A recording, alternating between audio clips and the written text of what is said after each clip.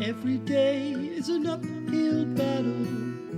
Hi, I said I would get back about sin and whether sin was good or bad, or why sin is bad. So excuse me, I've just walked really fast to get to where I am, and it's pretty dark out. So I'm sitting in a location with a little light right down here coming out of the ground. I don't know if you can see that, but anyhow, that's where I am. It's a mild night, but yeah, I wanted to finish up with the Adam and Eve thing, and there was a lot of other things I was thinking about, but I think I've said all that really needs to be said. Just to have original sin as a way for us to separate good from evil, a way for us to separate ourselves from the narcissist and to identify ourselves as being the good people, okay? And original sin is a really good place to do that. And the reason why is narcissistic abuse is very confusing. They do it to confuse you. And they do it in a way that strips you of your identity. And as you become aware of what narcissism actually is, you begin to look for explanations to try and understand their behaviour. And the truth is that there are explanations and you can understand what's going on in their mind, but it's very unlikely you can fix them. And one of the things they will never do is give you the apology you deserve.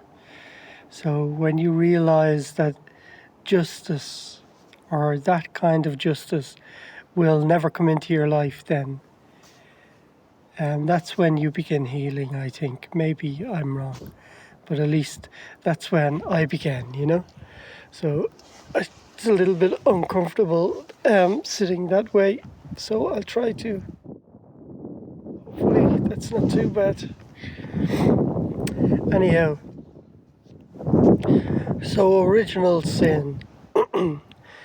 If you remember, I spoke about how Eve and Adam would feel ashamed that they were asked to leave Eden. And, God said, you have to leave now. You've eaten from the tree of the knowledge of good and evil. And you must leave. I can't leave you here in case you eat from the tree of life. And I've learned that if they had have eaten from the tree of life, that they would have lived forever in their sin.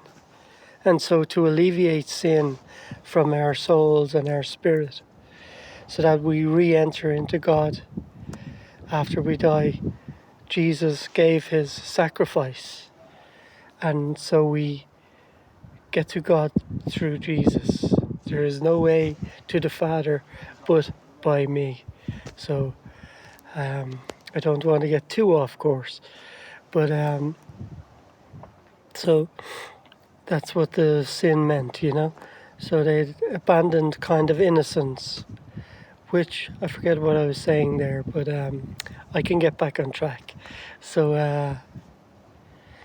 so when they sinned, a lot of people say that the Garden of Eden represents their innocent youth, and sex and after sex represented their coming of age, their moving into adulthood, and because that would have been their first act of disobedience against God, that it would have initiated the concept of free will, okay?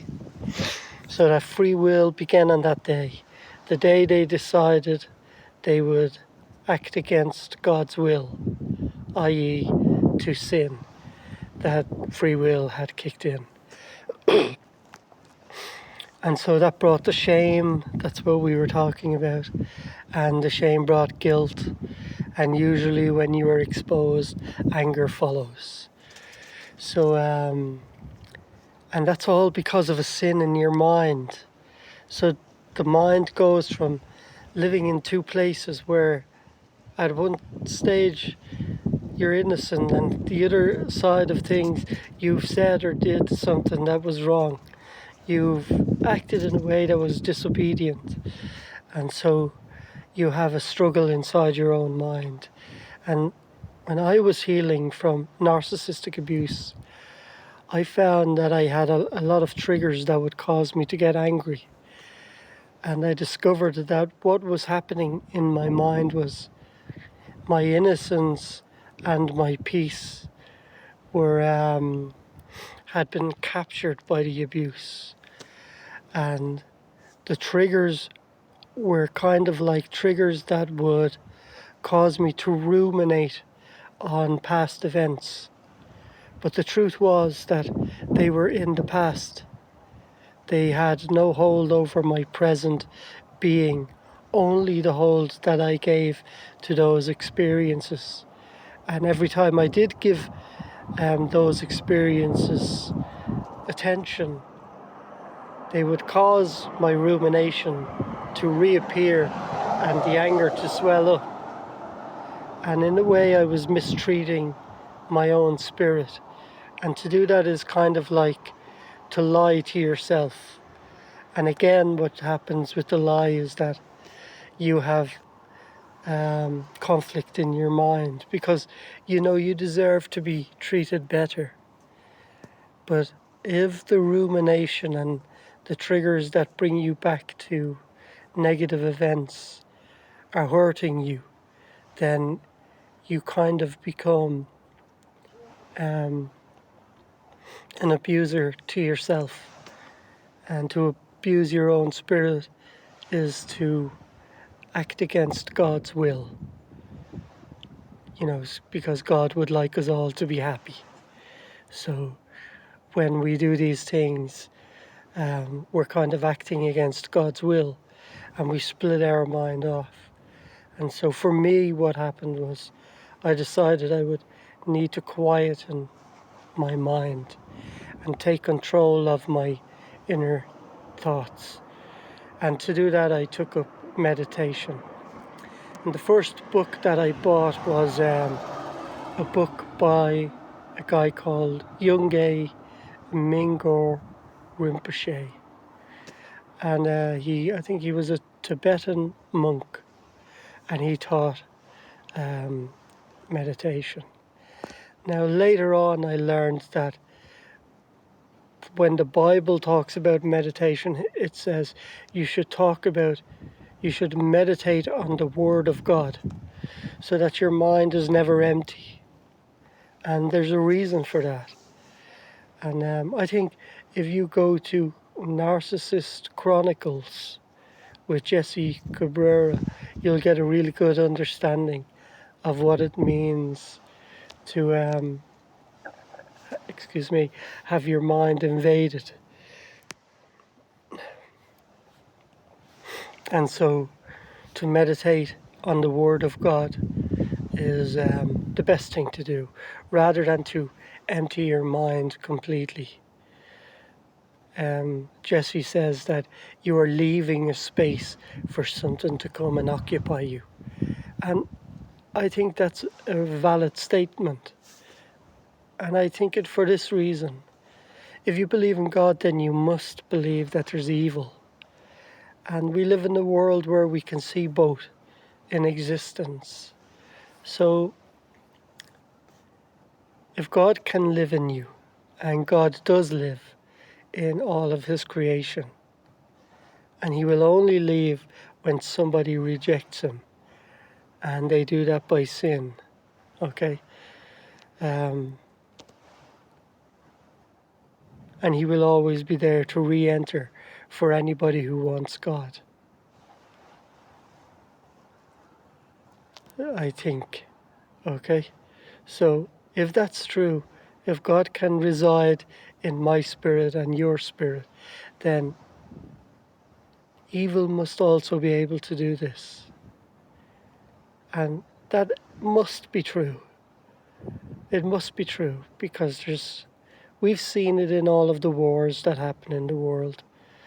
We've seen it with people who put masks on their face and do terrible things.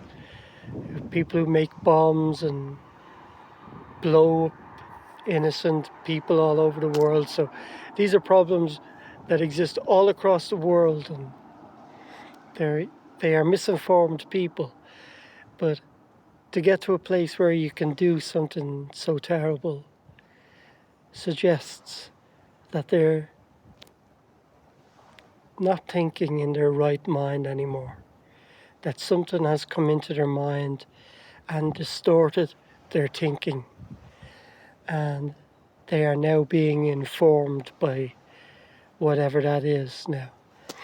You can describe that any way that suits, that suits you. You can, misinformation can cause us to do things we would not do if that misinformation didn't exist. So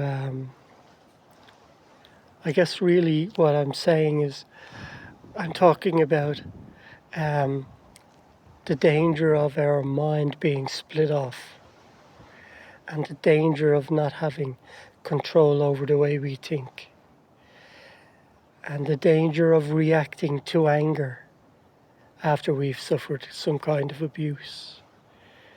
And with all of those people I just spoke about, they all feel like they are victims, that some government somewhere is out to get them. So they do terrible things. And they do it from a state of victimhood. And one of the most important things I've learned is to climb above victimhood. And as Jesse in Narcissist Chronicles would say, become a warrior. Become a warrior who learns how to arm themselves with the weapons they need to fight narcissists off. And one of those is to be silent, to give them none of your energy, none of your thoughts, to teach yourself not to ruminate, to watch your own thinking, to catch that thinking, to understand why and where it comes from, and to dismantle it, take it apart, and expose your negative thoughts for being unfounded and based on something that has nothing to do with who you truly are. So I think I'll leave it at that. I hope you've enjoyed the first 2 videos, and I have been thinking about what I'd like to talk about. I think maybe I will touch on trauma from childhood. Also, I want to make this channel to be a way for me to tell my story from my childhood through to where I am right now, and the kinds of people I've met in my journey. So thank you for watching. Wherever you are in the world, have a great time. If it's the morning, enjoy your coffee. If it's afternoon, enjoy your lunch. If it's tea time, have a nice cup of tea. And if it's bedtime or supper, kick your shoes off and be happy. Thank you for watching. Stay great. Bye-bye. From the darkness I did climb.